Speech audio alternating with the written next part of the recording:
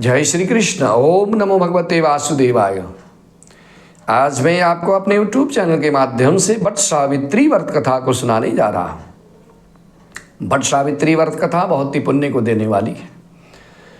वट सावित्री व्रत ज्येष्ठ महीने की अमावस्या तिथि को किया जाता है। वट सावित्री व्रत के करने से पति की दीर्घायु होती है। इसी व्रत के पुण्य प्रताप से सावित्री ने अपने पति सत्यवान को यमराज के पास से बचा करके वापस लाई थी।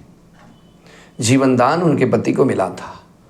यह व्रत ज्येष्ठ महीने की अमावस्या को किया जाता है। सुहागवती स्त्रियां, माताएं, बहनें निराहार रह करके इस व्रत को करती हैं। अगले दिन व्रत खोला जाता है और सज धज करके 16 श्रृंगार करके और वट वृक्ष के नीचे जा करके सावित्री, सत्यवान और यमराज की पूजा की जाती है। वट वृक्ष की पूजा की जाती है। निराहार रहकर व्रत रखा जाता है और इस कथा को सुनना होता है।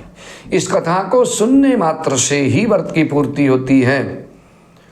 कथा इस प्रकार से है कि मद्र देश के राजा अश्वपति ने अपनी पत्नी के सहित संतान की प्राप्ति के लिए सावित्री देवी का विधि पूर्वक व्रत एवं पूजन करके पुत्री होने का वर प्राप्त किया।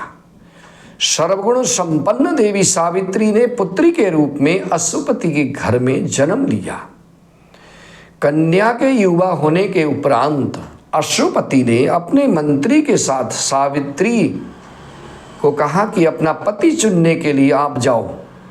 पति चुनने के लिए आज्ञा दे दिया। सावित्री अपने मन के अनुकूल वर का चयन करके जब घर लौटी तो उसी समय वहाँ पर देव ऋषि नारद जी आ पहुँचे।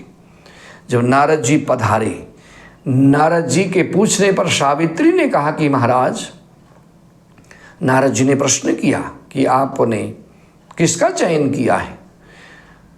तो सावित्री ने कहा कि महाराज, धूमसेन के पुत्र सत्यवान की कीर्ति और उनकी महिमा सुन करके मैंने उनका चयन अपने पति के रूप में कर लिया है। अब उसके उपरांत नारद जी ने सत्यवान तथा सावित्री के ग्रहों की गणना करनी शुरू कर दी। सत्यवान के गुणों की भूरी भूरी प्रशंसा की। उन्होंने अश्वपति को बधाई दी, जो सावित्री के पिता थे। साथ ही उन्होंने बताया कि सावित्री के 12 वर्ष की आयु होने पर सत्यवान की मृत्यु हो जाएगी। ग्रहों की गणना करके नारद जी ने जब इस प्रकार से कहा तो नारद जी की बात सुन करके राजा अश्वपति का चेहरा मुरझा गया, क्योंकि इतनी भयानक बात जो है नारद जी ने कह डाली। उन्होंने अपनी पुत्री सावित्री से कहा कि अन्य और कोई वर आप चुन लो। उनको सलाह देने लगे कि ये तो अल्पायु हैं, सत्यवान की आयु नहीं है, आप और कोई दूसरा वर चुन लो अपने लिए। सावित्री ने उत्तर दिया, आर्य कन्या होने के नाते मैं एक राजा की पुत्री हूँ। जब मैं सत्यवान का वर्ण कर चुकी हूँ, अब चाहे वे अल्पायु हों या दीर्घायु हों, इससे मुझे कोई फर्क नहीं पड़ता। मैंने उनको अब चुन लिया है। अन्य को, किसी दूसरे पुरुष को मैं अपने हृदय में स्थान नहीं दे सकती। जब इस प्रकार से सावित्री ने कहा, उसके उपरांत जो है सावित्री ने नारद जी से सत्यवान की मृत्यु का समय भी ज्ञात किया। नारद जी से विनती करी, नारद जी ने बता दिया और उसके बाद दोनों का विवाह हो गया। विवाह के उपरांत सावित्री अपने ससुर परिवार में उनके साथ जंगल में रहने लगी। नारद जी के द्वारा बताए हुए, जब नारद जी ने जो भी बताया था उस बताए हुए दिन से 3 दिन पहले सावित्री ने उपवास करना शुरू कर दिया। अपने पति सत्यवान के मृत्यु का जो दिन नारद जी ने बताया था उससे 3 दिन पहले ही सावित्री ने व्रत प्रारंभ कर दिया। नारद जी के द्वारा निश्चित तिथि को जब सत्यवान लकड़ी काटने के लिए चला गया, जो तिथि नारद जी ने बताई थी मृत्यु की, कि इस दिन सत्यवान की मृत्यु हो जाएगी, उस दिन जब सत्यवान जंगल में लकड़ियां काटने के लिए गया, सत्यवान लकड़ी काटने के लिए जब गए तो सावित्री ने भी सास ससुर से आज्ञा लेकर के वो भी सत्यवान के साथ जो है जंगल में साथ में ही चली गई। अब उसके बाद सत्यवान वन में जब पहुंचकर लकड़ी काटने के लिए वृक्ष पर चढ़ा, वृक्ष पर चढ़ने के बाद उसके सिर पर भयानक पीड़ा हुई। नीचे उतार लिया, नीचे उतर करके और उसके बाद सावित्री ने उसे बड़ के वृक्ष के नीचे लिटा दिया। उसका सिर अपनी गोदी में रख करके सहलाने लगी। देखते ही देखते सामने आकर के यमराज ने सत्यवान के प्राणों को हर लिया। सावित्री ये सब सामने स्पष्ट देखती रही।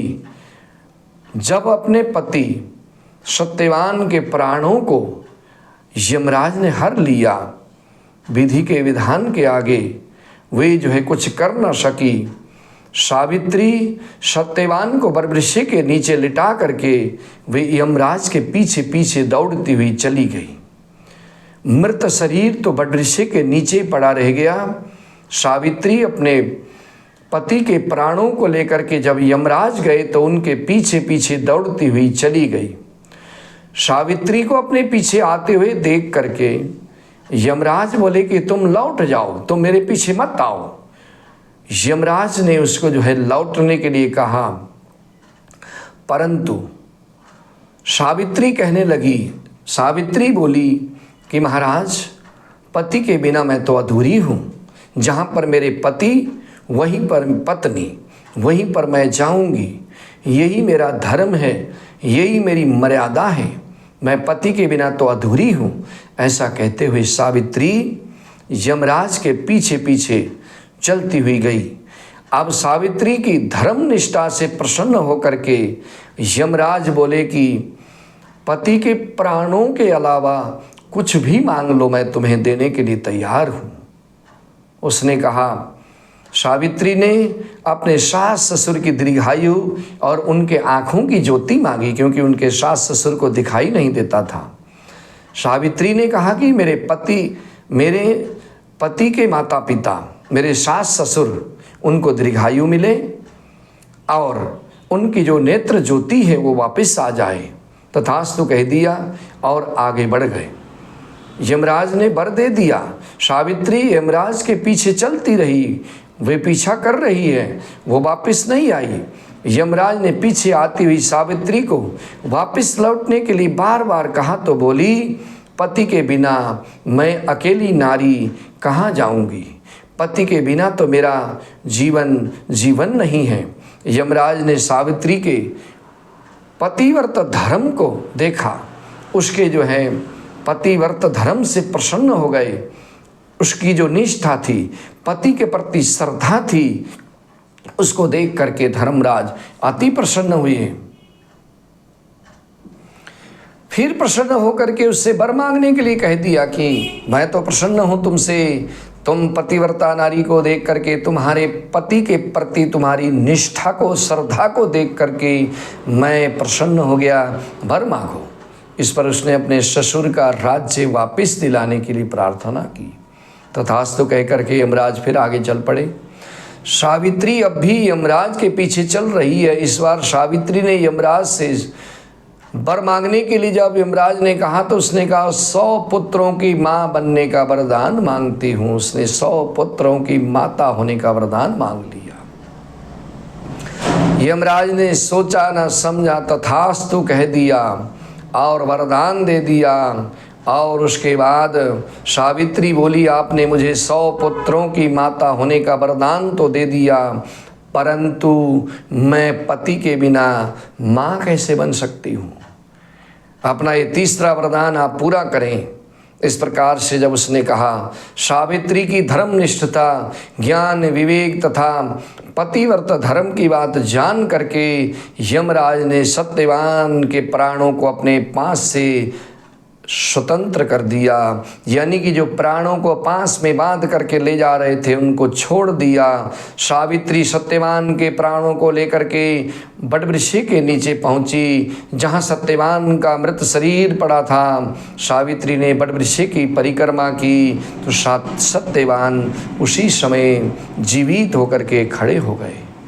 प्रसन्न चित्त होकर सावित्री ने अपने सास ससुर के पास जाकर के जब देखा, उनके नेत्र में ज्योति आ गई थी। उसके बाद उनका खोया हुआ राज्य भी उनको मिल गया और आगे चल कर के सावित्री के 100 पुत्र हुए। सावित्री 100 पुत्रों की माता हुई। इस प्रकार चारों दिशाएं सावित्री के पतिव्रत धर्म की पालना को देख करके उनकी कीर्ति को गाने लगे।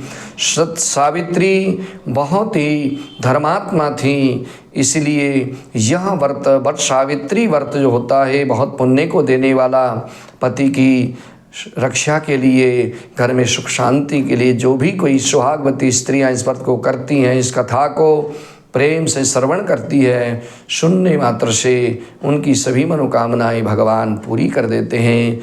आनंद कंद भगवान की जय हो।